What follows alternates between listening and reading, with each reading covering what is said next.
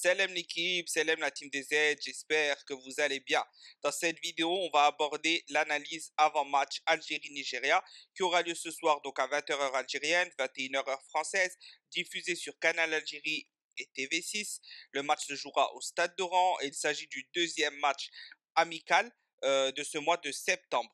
Donc, on va parler dans cette vidéo, comme je vous l'ai dit, donc de manière générale, euh, des attentes du match, des dispositifs, de la tactique, de l'adversaire un peu, etc., etc. On abordera ensuite la compo probable de Jamel Belmadi, la plus probable, quoi, celle qui est le plus amenée à mettre sur ce match-là. Ensuite, je vous donnerai ma composition d'équipe à moi, que je verrai, toujours en expliquant pourquoi, etc. Et on finira par une petite conclusion. Avant de rentrer dans le vif du sujet, deux choses. Donc, déjà, la première, normalement, la vidéo aurait dû sortir hier. Malheureusement, donc là, vous aurez que l'après-midi, là, elle va être postée vers 3 heures l'après-midi, le début de soirée pour la regarder. Mais je pense que c'est suffisant. Donc, n'hésitez pas à activer la cloche des notifications. Comme ça, lorsque les vidéos, il y a un temps assez court pour la regarder, vous serez tenu au courant directement avec une notification sur YouTube. N'hésitez pas à liker cette vidéo pour soutenir la chaîne. Vous abonner si ce n'est pas déjà fait. Et surtout, participez en commentaire à la fin de cette vidéo. Me donner votre avis sur ce match-là, ce que vous attendez de Belmadi, des joueurs. Et n'hésitez pas à me donner votre dispositif en commentaire, ça m'intéresse. Bon, on va rentrer dans le vif du sujet. Nigeria, équipe très costaud. Nigeria, équipe très très costaud. On rappelle que déjà, ils ont fait 2-2 contre l'équipe de Bouguera. Bon, c'était l'équipe B du Nigeria en début de période. À la fin, il a fait rentrer les hommes forts, ça a claqué 2 buts. Donc on sait que Nigeria, c'était déjà l'un des favoris de la CAN 2022 au Cameroun. On sait qu'ils ont été éliminés du barrage, mais on va dire franchement de manière très surprenante, parce que clairement pour moi actuellement, ils font partie du top 5 africain, le Nigeria, avec l'Algérie aussi. Donc ça va être un match très compliqué, très difficile. Les attentes, c'est quoi? Les attentes, c'est un peu de test, mais surtout aussi une équipe type. C'est un mélange des deux. Je pense que l'équipe type doit être remaniée avec quelques tests, notamment sur des postes. Par exemple, Zerouki. Zerouki, Belmadi le met toujours en 6 ou dans un double pivot. Personnellement, je ne suis ni satisfait de ses rendements en 6, ni satisfait de son rendement en double pivot, pour plusieurs raisons. Plusieurs raisons qu'on a déjà évoquées dans des vidéos précédentes. Donc, par exemple, c'est le moment top de placer Zerouki en 8 et de le tester sur un match complet au moins 70 minutes en 8, voir ce qu'il vaut. Plusieurs personnes, plusieurs supporters le réclament en 8, disent que dans son club, il joue plus 8 que 6. Donc là, c'est le moment.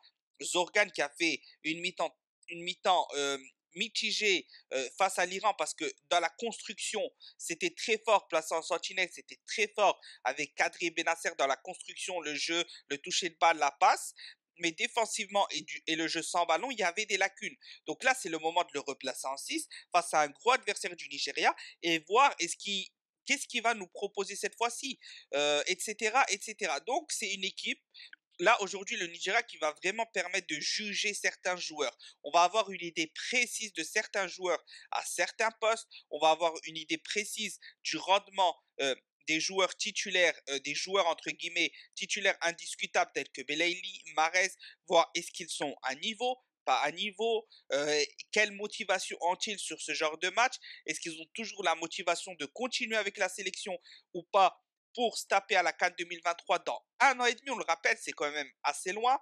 Donc tout ça va être jugé, on va pouvoir voir certainement peut-être une nouvelle charnière défensive avec Touba Mandi, c'est ce qui est annoncé en tout cas. Donc ça va être intéressant de voir cette complémentarité. Est-ce que c'est complémentaire? Est-ce que c'est pas complémentaire? Est-ce que ça se fait prendre trop de vitesse cette paire-là? Voilà, il y a énormément de choses à voir en termes d'attente. L'équipe du Nigeria est une équipe qui est rapide, qui joue au ballon, qui sait frapper de loin. Bref, elle sait tout faire. Nigeria, c'est un très gros d'Afrique, un très très gros morceau. Donc, voilà pour ce qui est de plus ou moins du petit débrief d'avant-match, les attentes, etc. Maintenant, on va passer donc à la composition d'équipe probable de Jamel Belmadi.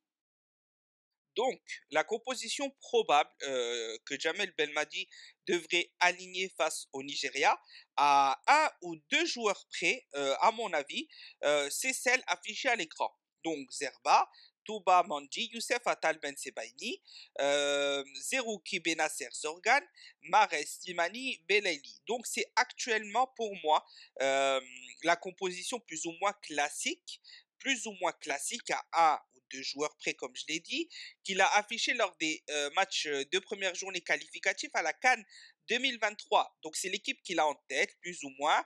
Euh, donc je pense qu'il va la réaligner, sachant que Zerouki n'a pas démarré titulaire face à la Guinée, Zorgan pareil, Touba pareil, Atal pareil, Zerba, je pense il a une grosse hésitation avec Okidja et Zerba, mais je pense qu'il va aligner Zerba parce qu'il sait que Okidja de toute façon est en baisse de forme, donc il l'a fait revenir, mais Zerba il doit prouver encore et encore vu que Mandrea est pas là et c'est la réelle concurrence entre les deux. Ben Sebaini, c'est son homme fort côté gauche, bien que pour moi, il est en méforme. Et devant, c'est du classique, c'est les titulaires, on va dire, les joueurs les plus expérimentés, les plus forts de la sélection.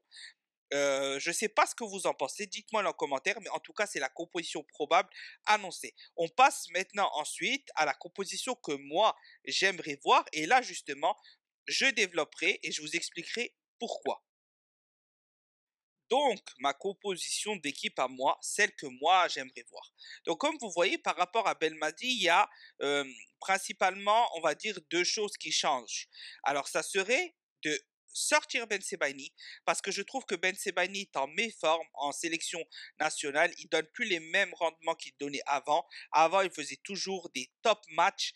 Depuis quelques temps, je trouve très moyen. Ce n'est pas son réel niveau.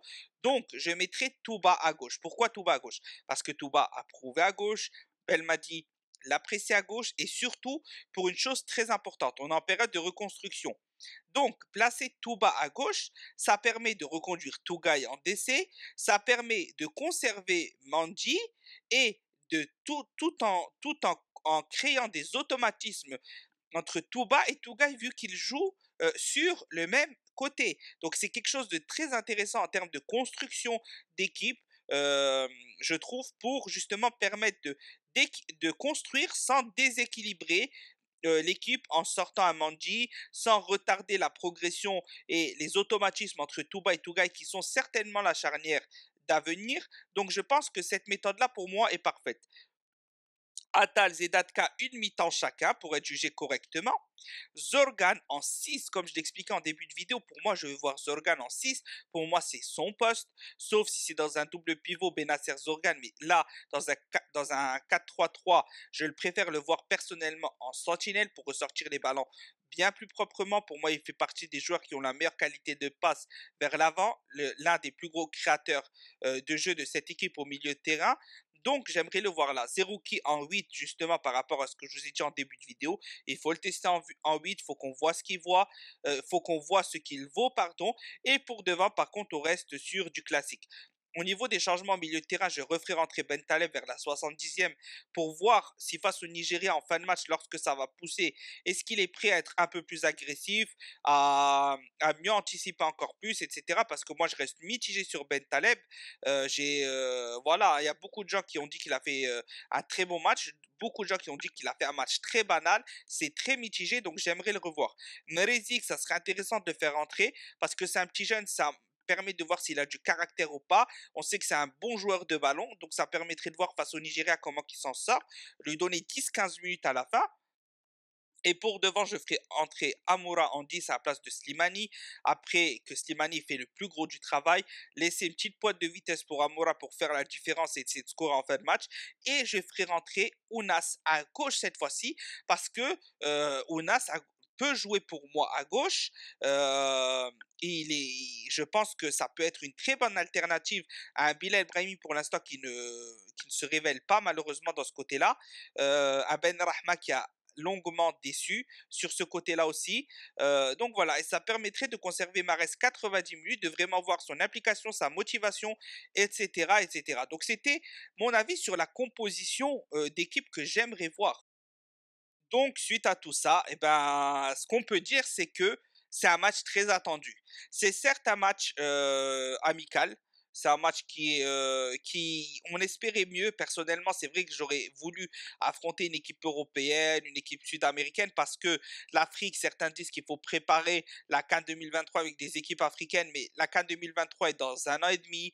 Des matchs, on va en avoir encore au moins 7 ou 8. Il y a le temps, tout ce qu'on peut prendre pour voir le niveau réel de nos joueurs. Parce que quand tu affrontes un Brésil, une équipe de Belgique, etc., là, tes joueurs sont confrontés au vrai niveau. Donc, tu sais si ça vraiment défendre ou pas défendre. Donc, bon, c'est dommage, mais ça reste quand même un match très intéressant face au Nigeria, une grosse équipe, un gros choc entre les deux nations qui se connaissent très bien. Donc, on attend ce match impatiemment. On espère une victoire des Fennecs, on espère voir du beau jeu, du spectacle. Et quoi qu'il arrive, Tahia l'Algérie, n'hésitez pas à bombarder la barre des pouces bleus, à commenter comme je vous l'ai dit avant et à vous abonner si ce n'est pas déjà fait. Merci l'équipe.